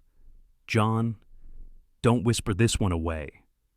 Jonathan looked down at the invitation again. The print blurred slightly where his thumb rested. Not this time. The room fell quiet for a moment, filled only by the distant hum of the city cars moving somewhere below. Faint rain on the glass. Outside, Portland was waking up, washed in light that felt new. He thought about the year that had passed, how silence had given way to small talk, then to steadiness, how their paths had crossed in hallways, always polite, always measured, the kind of distance built not from avoidance, but from respect. He'd watched her grow in confidence, watched her ideas take shape in boardrooms where he once dominated every word. She spoke more freely now, unafraid to contradict him. And when she smiled, really smiled, it wasn't guarded anymore.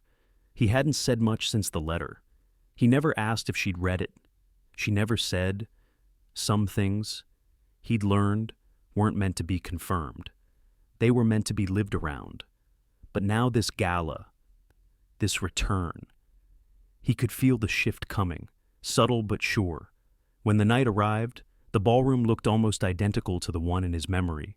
The soft gold lights, the faint hum of jazz, the sea of polished shoes and champagne flutes. But he wasn't the same man who'd stood here a year ago, watching from a corner as regret tightened in his chest. He moved through the crowd easily now, shaking hands, making small talk, not out of obligation, but with quiet intention. When he raised his glass, it was filled only with sparkling water. The taste was crisp, clean. He liked it better that way. Mark found him near the edge of the dance floor, his tone low and teasing. "You're unnervingly calm tonight." "Preparation," Jonathan said simply. "Or denial," Mark countered, smirking. Jonathan smiled. "Maybe both." Then Mark's gaze shifted toward the entrance, and his voice dropped. "Well, speak of miracles." Jonathan followed his eyes. Emma stood just inside the doorway. The years hadn't changed her much, only softened her edges in the way time softens light. Her dress was navy this time, elegant but unassuming. Her hair fell loosely at her shoulders, and when she smiled at someone greeting her, it was warm, easy. No trace of the storm between them remained, only the quiet after. Jonathan felt the familiar flutter of something in his chest, no longer sharp, no longer fear, just recognition. He didn't approach her right away. He let her settle into the room, the way sunlight takes its time to reach the corners. She spoke with a few old colleagues, laughed at something Mark said when he passed her a drink. She looked at ease. When she finally turned and caught his eye across the room, she didn't look away. He didn't either. There was no rush toward each other, no cinematic swell, just two people meeting in a crowd, the air between them steady, unforced. He gave a small nod. She returned it with a soft smile. It was enough. As the evening went on, he found himself near the window again, the city lights below glittering like old memories. Mark drifted over one last time, his tone gentler now. "You did it." Jonathan raised an eyebrow. "Did what showed up. Without the armor?" Jonathan glanced toward Emma, who was speaking with one of the donors near the stage. "Maybe that's all it ever takes." Mark chuckled. "You always were better with blueprints than people. But maybe this time, you finally learned how to build something that lasts." Jonathan's smile deepened, quiet and real. "Maybe." The band shifted into a slower tune. Laughter rose around the tables. Emma turned then, just slightly, her eyes catching his again across the crowd. This time, he didn't look away. Outside, through the glass, the moon hung low, bright, full, rare. And for the first time in a long while, Jonathan Miles didn't feel like the man who watched life from behind the window. He was already walking toward it. The band had shifted into something softer now, strings and piano, the kind of melody that wrapped around a room without demanding attention. The chandeliers flickered low, catching the edges of glass and gold. Laughter drifted, light as bubbles, from tables near the back. Jonathan stood near the entrance for a moment, adjusting his cufflinks, steadying his breath. He'd been here before, same ballroom, same rhythm, but tonight felt different. The tension that used to pull at him was gone, replaced by something quiet, steady. Then she appeared. Emma, her dress was silver simple, fluid, almost like water under the light. Her hair fell loose, a few strands brushing her collarbone. She moved through the crowd with the same calm she'd brought to every crisis he'd ever faced, grace that didn't ask to be seen, only to be felt. He smiled, small and genuine, and took a step forward. She saw him then, and their eyes met. For a heartbeat, everything else fell away. The chatter, the lights, the sound of the band. It all blurred into the quiet space between them. Jonathan moved first this time, not waiting, not hesitating, just walking slowly, deliberately until the distance was gone.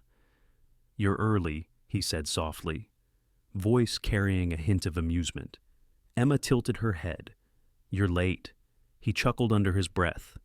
"Balance." Her smile deepened, subtle but real.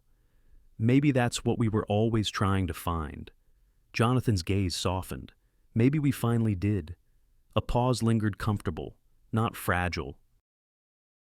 The kind of pause that only comes when words aren't needed anymore. Then she reached into her clutch and pulled out a small folded card. It was old-fashioned, printed on cream paper. A simple logo from the gala at the top. She handed it to him. He looked down. It was a dance ticket. On the line marked partner's name, there was only one word written, his. He exhaled slowly, a quiet laugh escaping. "You planned this?" "Maybe," she said, a trace of playfulness in her tone. "Maybe I just didn't want to leave it to chance. Then I guess I shouldn't waste it." He offered his hand. She took it. The touch was light, but it anchored him more than anything else could have. Together. They walked onto the dance floor, not to the center, not under the brightest light, but to a quiet corner near the edge where the shadows were soft and the world felt smaller. The music shifted again. Slower now. He placed his hand at her waist. She rested her other hand gently on his shoulder. For a moment, neither moved. Then, almost imperceptibly, they began to sway. The rhythm was simple, the steps familiar. But it wasn't the dance that mattered. It was the silence in between, the kind that hummed with understanding. They didn't talk at first. They didn't need to. "After a while," she whispered, "you've changed." He smiled faintly. I had to. I was tired of living in blueprints. She glanced up, her expression softening. And what do you live in now moments, he said. Ones like this. Her fingers tightened just slightly around his. You always did find the right words when it was almost too late. He shook his head. Not this time. Another pause, long enough to let the weight of it sink in. The light caught the edge of her dress as they turned, a soft shimmer like moonlight on water. Around them, the gala carried on, glasses clinking, conversations overlapping, but it all felt distant, as though they were moving inside a different rhythm entirely. At one point, Emma looked away briefly, toward the band, then back at him. What happens now? Jonathan's answer came easily. Whatever we build, one day at a time. She smiled, and in that moment, the years between them, the misunderstandings, the silence, the near losses folded into something small enough to fit between their joined hands. He could feel the warmth of her pulse against his skin. It steadied him. The song began to fade, but neither of them stopped. They kept moving, slow, unhurried. When the music finally ended, they stood still, holding each other in a quiet that felt earned. Jonathan, she whispered. He met her eyes. I did read your letter, she said. For a moment, he couldn't breathe. He didn't ask when. He didn't ask why she hadn't said so before. He just waited. She continued softly. It took me months to open it. I was afraid that if I did, I'd have to feel everything all over again. He swallowed, voice low. And now, her eyes lifted to his. Now, I'm not afraid anymore. The faintest smile crossed his face, one that reached his eyes this time. Neither am I. A slow breath passed between them, the kind that comes when something heavy finally lets go. When the next song started, they didn't move right away. They just stood there, close, letting the world catch up. Mark watched from across the room, his grin quiet, knowing. He didn't interrupt. He didn't need to. Outside the ballroom windows, the city lights shimmered against the glass. The reflection of the two of them swayed faintly in it, soft, unhurried, real. It wasn't a grand moment, no spotlight, no applause, just the small, steady rhythm of two people who'd finally learned to meet in the middle. As the night deepened, the music faded into something slower still, almost a lullaby. Jonathan leaned close, his voice barely above a whisper. You know, he said, for a man who doesn't dance, I seem to be doing all right. Emma smiled against his shoulder. You're learning? He laughed quietly. One day at a time, and for the first time in years. Jonathan Miles didn't think about tomorrow. He just held her a little closer. The music carried them through the rest of the night, two silhouettes moving softly beneath amber light, not beginning again, but continuing, as if they'd never really stopped. Morning light touched the office windows like a slow confession, soft and forgiving. The world outside hummed gently, cars rolling down wet streets, the faint hiss of tires on rain-slick pavement. Portland had woken up to a drizzle, the kind that blurred edges and made everything seem closer. Inside, Jonathan poured 2 cups of coffee, one black, one with a splash of cream. He didn't ask anymore. He just remembered. Emma sat by the window, reviewing sketches spread across the table. Their work had found a rhythm again, not the rigid efficiency of before, but something more human, more alive. They spoke freely now, laughed sometimes, argued occasionally, but without breaking anything that mattered. It wasn't grand, this new chapter of theirs. It was made of small things, shared glances, simple words, the comfort of knowing the other person would be there, not as a fixture, but as a choice renewed each morning. He handed her the cup. She smiled, still remembering the cream. Some habits, he said, are worth keeping. The rain tapped lightly against the glass. It was the same sound that had filled his apartment the night he wrote that letter. But it no longer echoed. It soothed. Jonathan leaned against the desk, watching the city fade into mist. For a long time, silence had been his refuge, a fortress, a way to survive what he didn't know how to say. But now, that same silence had softened no longer a wall, but a pause between truths. He looked at Emma. "You ever think about how much time we wasted?" She considered it, then shook her head. "No. I think about how much we learned." He nodded, letting the thought settle. There were still scars on both sides, but they had stopped treating them as reminders of pain. They had become proof of endurance. A phone rang somewhere down the hall. The sound faded. The rain grew steadier. Emma reached across the table, fingers brushing over a blueprint he'd been reviewing. "You know," she said, "you design buildings like you live measured, precise, but every once in a while, you leave space for light." He smiled. "Maybe I finally learned what that space is for." She tilted her head. "And what's that breathing?" Her laughter was quiet, real. Later that day, they walked together through the office lobby. The receptionist waved. The elevator doors opened with a soft chime. They stepped inside. The mirrored walls reflected them side by side, older, steadier, their outlines blurred by movement and light. No grand promises were spoken. They didn't need any, because love, Jonathan had learned, wasn't always in declarations. It lived in the pauses, in the second cup of coffee, in the patience to listen. It was in the way Emma looked at him now, not as a man to be fixed or forgiven, but simply as someone who'd learned to stay. When the elevator doors opened again, they stepped out into the soft gray morning. The rain had stopped, leaving behind that fresh scent of earth and possibility. They shared an umbrella anyway. The city around them glistened, every drop on the pavement catching a shard of light. They walked slowly, the kind of slow that isn't hesitation, but gratitude. As they reached the corner, Emma spoke, almost to herself. "It's strange. A year ago, I couldn't imagine peace between us." Jonathan looked at her. "And now, she said, "I can't imagine it without it." He smiled, the kind that starts small but reaches the eyes. They stood there for a moment longer, just listening to footsteps, to rainwater running down the gutters, to the quiet pulse of a city that kept moving forward. A bus passed.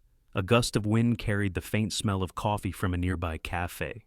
Someone laughed across the street, ordinary sounds. But somehow, everything felt sacred. As they crossed the intersection, the narrator's voice returned gentle, unhurried. This wasn't just about love between two people.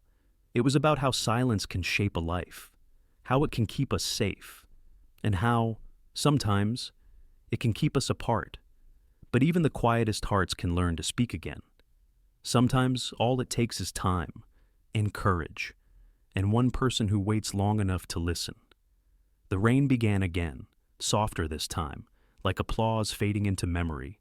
In the reflection of a shop window, Jonathan saw them walking side by side, no tension, no unfinished words, just two people moving at the same pace. "If there's someone you still think about," the narrator whispered, "tell them. Don't wait for perfect words. Don't wait for the right day. Just let them know you see them." They stopped at a crosswalk. Emma turned slightly, her eyes catching his. "You know," she said, "you never did answer one thing." He raised an eyebrow. "What's that?" "Why me?" Jonathan smiled, the rain glinting on his hair. "Because when everything else fell apart, you stayed kind. For a moment, neither spoke, then the light changed. They walked forward together, and behind them, the world softened into sound, the whisper of tires on wet pavement, the hum of life moving quietly on. The story didn't need an ending. It already had one, just not the kind written in words. It lived instead in the spaces between, like the faint rhythm of rain on glass. In the quiet unfolding of Jonathan and Emma's story, we are reminded that love isn't always loud, nor does healing come in grand gestures. Sometimes, it lives in silence, the kind that once built walls, but can later become a bridge. The lesson is simple, yet profound: speak before the moment passes. and listen before the silence grows too wide. Many of us, especially as the years stretch on, learn that pride and fear can keep us from saying what truly matters. We wait for perfect timing, perfect words, forgetting that tenderness doesn't need perfection, it only needs presence. This story whispers a truth that feels timeless. Forgiveness is not weakness, and vulnerability is not failure. It takes courage to let someone in, but even greater courage to stay open after being hurt. And so, if there's someone you still think about, reach out. Share a cup of coffee, a story, or just a moment of honesty. Life rarely offers second chances, but it always rewards those who show up with sincerity. In the end, it's not what we build or own that lasts, it's who we dare to love, gently and without fear. Thank you, dear listeners, for spending this quiet time with Shining Stories. If this story touched your heart or reminded you of someone you once cared for, we'd be so grateful if you'd show your support.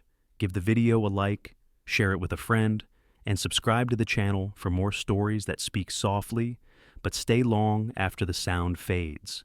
Every click, every comment, every moment you spend here helps us keep bringing warmth, hope, and human connection to those who need it most. From our heart to yours, thank you for listening.